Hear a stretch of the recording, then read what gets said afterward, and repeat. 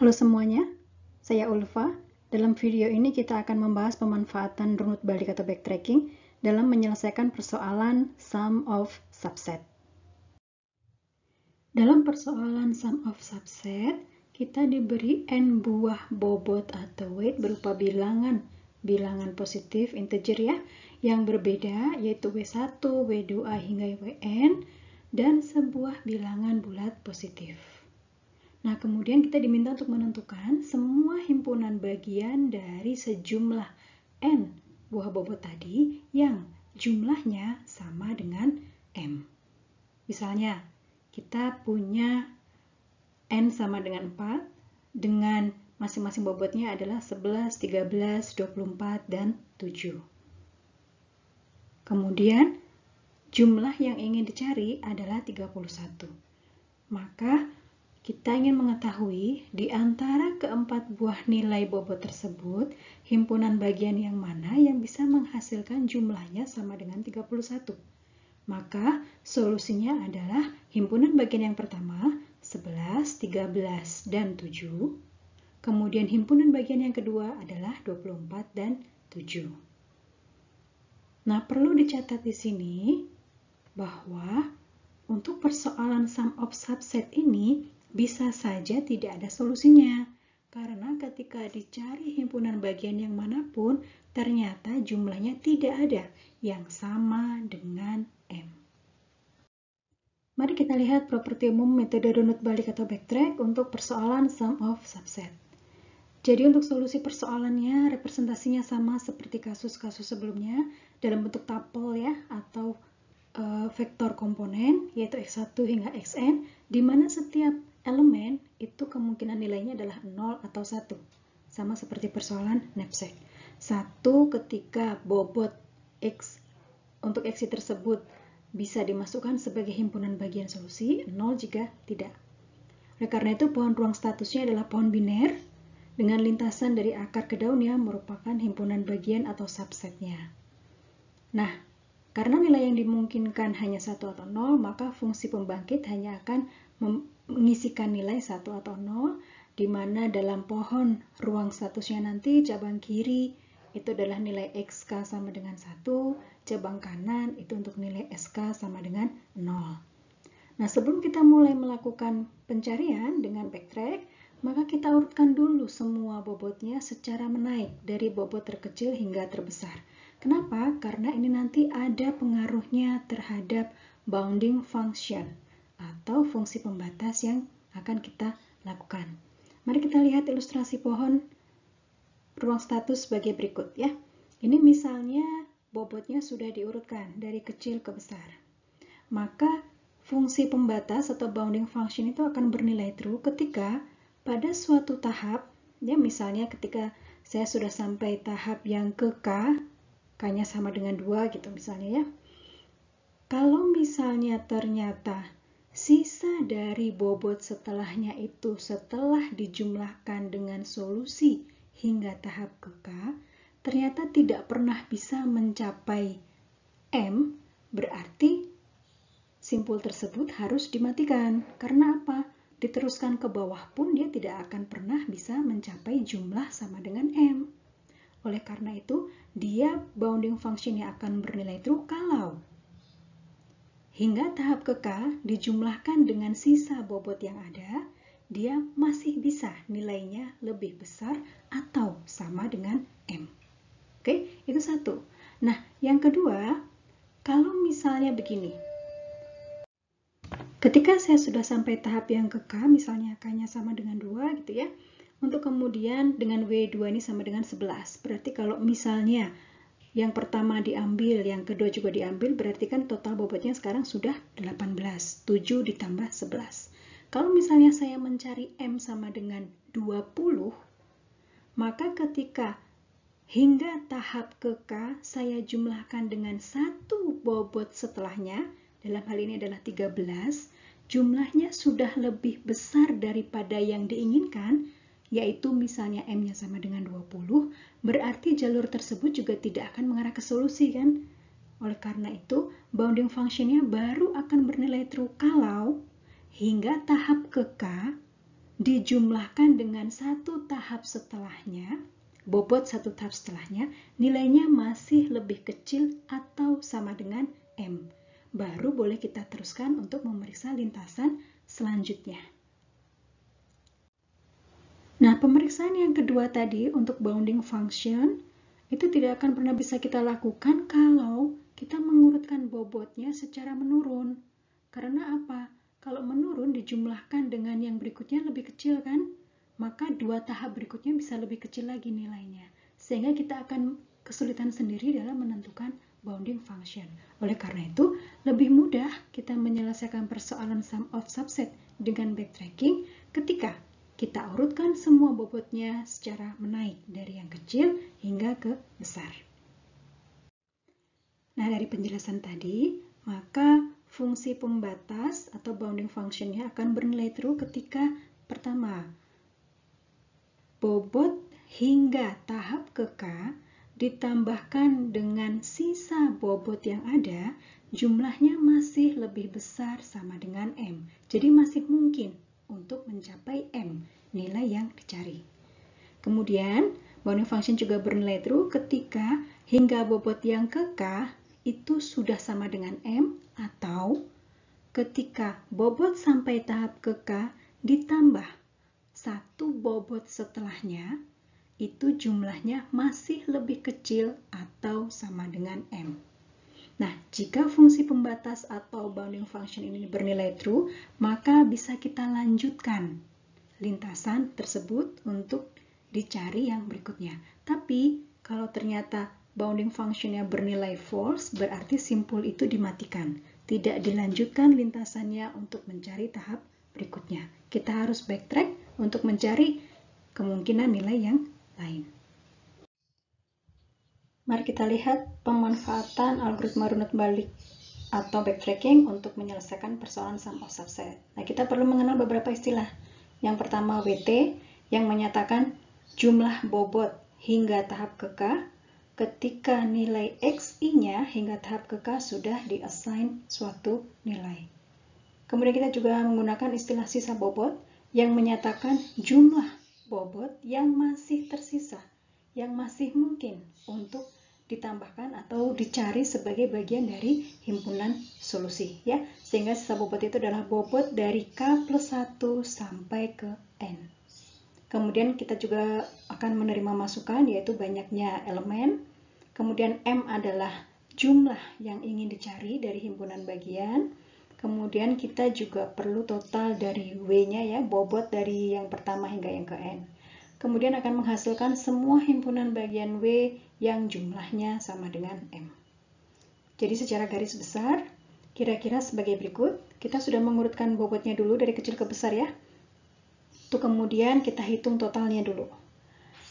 Untuk mengetahui sebetulnya masih ada berapa banyak bobot yang bisa dimasukkan ke dalam himpunan solusi, ya. Oleh karena itu kita perlu tahu totalnya. Karena nanti pertama kali kita akan memanggil prosedur sum of subset mulai dari indeks yang ke 0 dengan bobot hingga tahap ke 0 itu adalah 0 dengan sisa bobot yang masih mungkin untuk ditambahkan sebagai bagian dari himpunan solusi itu adalah totalnya. Itu pertama kali, ya, karena kan belum ada yang ke bawah sehingga sisa bobotnya itu sama dengan total bobot dari elemen yang ada. Oke, lebih detail kita akan membahas sum of subset pada bagian prosedur sum of subset. Nah, untuk fungsi pembatasnya, maka di sini menggunakan nama function promising yang inputnya adalah elemen ke K. Pada saat itu kita sedang memeriksa elemen ke K.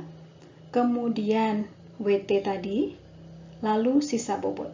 Dia akan bernilai true ketika WT ditambahkan sisa bobot yang ada, jumlahnya masih mungkin untuk mencapai M. Jadi dia masih lebih besar sama dengan M. Dan hingga tahap ini jumlahnya sudah sama dengan M, atau ketika ditambahkan satu tahap setelahnya, dia masih lebih kecil atau sama dengan M. Ini bounding function yang akan syarat supaya dia nilainya true nantinya. Berikut ini adalah salah satu alternatif untuk prosedur sum of subset secara rekursif. Ya, kita lihat inputnya adalah K, tahap yang ke K, WT, bobot hingga tahap yang ke K, dan sisa bobotnya. Kita periksa dulu apakah untuk tahap yang ke K ini bounding functionnya masih true. Kalau iya, berarti kita cek apakah hingga bobot yang ke K ini jumlahnya sudah sama dengan M. Kalau sudah sama, maka kita tuliskan solusinya. Tapi kalau ternyata belum sama, maka kita assign untuk elemen berikutnya itu dengan nilai 1. Kita coba dengan nilai 1 ya.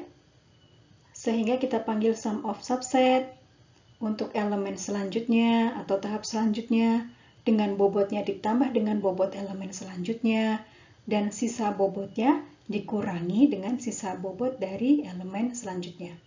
Oke? Karena kan yang bisa dijumlahkan di tahap berikutnya harusnya berkurang lagi. Kemudian kita juga akan mencoba assignment nilai kalau tahap selanjutnya diberi nilai 0. Maka kita panggil juga sum of subset untuk tahap selanjutnya, tapi bobot untuk tahap ke K plus 1-nya tetap. Karena apa? Kan dia tidak dimasukkan ke dalam himpunan bagian. Tapi sisa bobotnya tetap dikurangi dengan yang bobot tahap selanjutnya ya, karena kan sisanya hanya untuk tahap K plus 2 hingga ke N. Tahap K plus 1-nya sudah tidak diikutsertakan lagi. Oke, nah oleh karena itulah, karena kita perlu assignment nilai XK plus 1 sama dengan 1 dan XK plus 1 sama dengan 0, maka ketika kita mulai pertama kali sum of subsetnya, nilainya adalah indeks yang ke 0 dulu. Karena kalau kita mulai dari 1, maka kita tidak akan bisa memberikan assignment nilai untuk X1. Sehingga asumsinya dia pasti akan terbawa. Padahal kan belum tentu.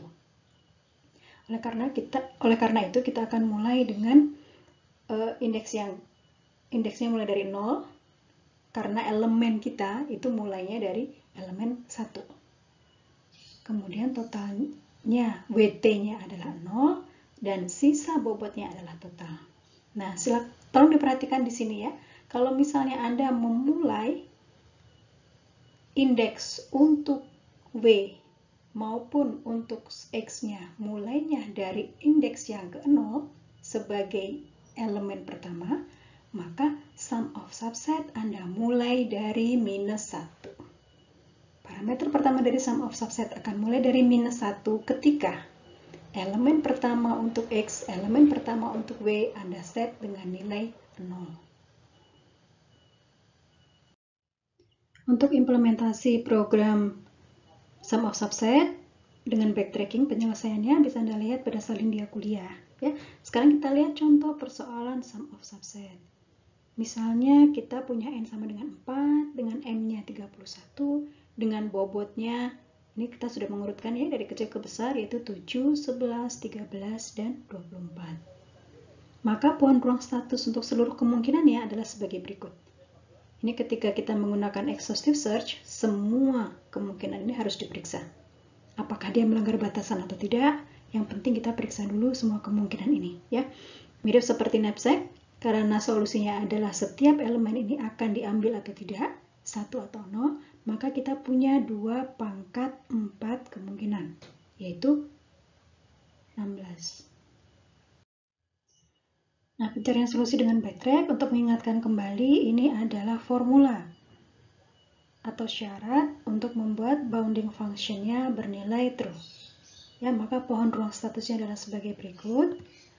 Mari kita lihat kira-kira proses pemeriksaan untuk bounding functionnya pada tiap tahapan. Oke, pertama ketika kita mulai memanggil ya, maka kita akan assign, karena ini masih promising, maka kita akan panggil XK plus 1 diisi dengan 1, kemudian panggil subset, sum of subset lagi. Dan nanti untuk X1 sama dengan 0 juga akan dipanggil lagi sum of subset. Nah, di sini ternyata 7 ini masih promising.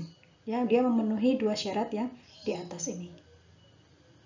Maka kita lanjutkan untuk kemudian mengisi X2-nya 1, panggil lagi sum of subset, nanti mengisi lagi X2-nya dengan 0, panggil lagi sum of subset. Untuk X2-nya sama dengan 1, maka dia juga masih promising-nya sama dengan true. Bounding function-nya masih bernilai true. Maka kita lanjutkan lagi untuk memberi, tapi dia masih belum sama dengan M ya. Karena dia masih belum sama dengan M, maka kita lanjutkan ke K plus 1, yaitu X3. Sama, X3 kita assign 1, untuk kemudian panggil sum of subset, lalu X3 sama dengan 0, lalu panggil sum of subset. Nah, untuk X3 sama dengan 1, ternyata dia masih promising nih sebetulnya. Oke, tapi kemudian kita periksa. WT-nya sudah sama dengan M. M-nya kan 31. Nah, dia totalnya sudah 31. Sehingga di sini kita tampilkan solusinya. Yaitu X1 sama dengan 1, X2 sama dengan 1, X3 sama dengan 1. Jadi 1, 1, 0. Totalnya sama dengan 31. Oke. Nah, untuk X3 yang sama dengan 0 tadi, ketika diperiksa, ternyata dia kan WT-nya sama dengan 18. Ya, ketika 7 ditambah 11, maka dia WT-nya adalah 18. Namun, kenapa kok dia dibunuh di sini? Berarti bounding function-nya bernilai false. Bounding function yang mana yang membuat dia bernilai false? Yaitu yang kedua ini. Ketika hingga tahap ke K ditambahkan dengan satu bobot setelahnya, yaitu 24, maka nilainya itu sudah lebih besar daripada 31. Oke, oleh karena itu dia tidak bisa dilanjutkan untuk diperiksa, sehingga perlu dibunuh. Mari kita lihat yang berikutnya. Ketika X1 sama dengan 1, kemudian X2-nya sama dengan 0, maka dia masih memenuhi, ya. Bounding function-nya masih true. Kemudian di sini kita lanjut ke X3 sama dengan 1. Nah, di sini WT atau total bobot hingga tahap ke K, tahap yang ketiga adalah 20, ya, 7 ditambah 13. Ketika kita tambahkan dengan satu bobot elemen berikutnya, yaitu 24, totalnya sudah jadi 44, jadi dia sudah lebih besar daripada M. Karena tidak memenuhi, berarti kita bunuh. Kita lihat untuk yang X3 sama dengan 0. Berarti dia totalnya di sini masih 7 hingga tahap yang ke K, karena X2 tidak terbawa, X3 juga tidak terbawa. Ketika kita jumlahkan dengan satu elemen setelahnya, bobotnya totalnya masih lebih kecil sama dengan 31. Maka bisa kita lanjutkan. Nah, sekarang X4 diisi dengan 1. Ketika X4 sama dengan 1, maka dia promising dan WT atau total bobot hingga tahap ke K-nya sudah sama dengan M, sudah sama dengan 31. 7 tambah 24 kan sudah 31. Maka kita tulis solusinya. 1001. 7 ditambah 24 sama dengan 31. Oke, nah kita lihat kemungkinan sudah tidak ada kan K plus 1 lagi, karena kita hanya punya 4 elemen. Kita lihat untuk X4 sama dengan 0, maka dia dimatikan karena tidak ada tahap selanjutnya, sehingga sisa bobotnya ditambahkan dengan 7 tidak akan pernah mencapai M. Kita backtrack untuk mencoba nilai X1 yang sama dengan 0. Ya, untuk X1 sama dengan 0, dia masih promising. Artinya masih ada 11, 13, 24 kan yang bisa kita periksa. Kemudian kita lihat untuk yang X2 sama dengan 1, X2-nya terbawa, jadi bobotnya 11 itu terbawa. Total bobotnya masih 11, masih bisa untuk dijumlahkan dengan tahap berikutnya. Oke, kita lanjut ke tahap berikutnya, totalnya menjadi 24, 11 ditambah 13. Nah, tapi ketika 24 nanti dijumlahkan dengan elemen berikutnya, dia sudah lebih besar dari M, maka dimatikan. Ya, hal yang sama ketika untuk yang X3 sama dengan 0. Untuk X3 sama dengan 0 berarti WT-nya hingga tahap itu 11. 11 ketika dijumlahkan dengan 24 sudah lebih besar dari 31. Jadi dimatikan juga. Maka kita backtrack untuk mencoba nilai X2 yang sama dengan 0.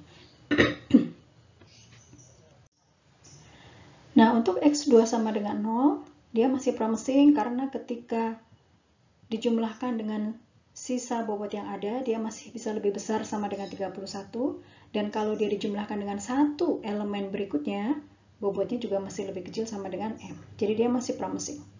Bounding functionnya true, maka boleh lanjut. Kita lanjutkan ke X3 sama dengan 1. Maka total bobotnya adalah 13. Nah, ketika sampai di 13 ini ternyata dia sudah tidak promising lagi. Karena ketika ditambahkan dengan elemen berikutnya, jumlahnya sudah lebih besar daripada 31. Oke. Sedangkan untuk X3 sama dengan 0, maka yang menyebabkan bounding functionnya bernilai false itu adalah karena untuk alasan yang pertama. 0 ditambahkan dengan sisa bobot yang ada adalah 24. Maka ketika ditambahkan dengan sisa bobot yang ada pun dia tidak akan pernah bisa sampai ke 31. Jadi 0 tambah 24 lebih kecil dari 31. Sehingga nggak perlu diteruskan karena dia sudah pasti tidak akan bisa mencapai 31. Jadi dibunuh juga. Nah, oleh karena itu, solusi dari persoalan sum of subset ini adalah dua ini, yaitu 110 dengan 1001. Semoga dipahami ya prosesnya. Demikianlah pemanfaatan runut balik atau backtracking dalam menyelesaikan persoalan sum of subset. Selamat belajar!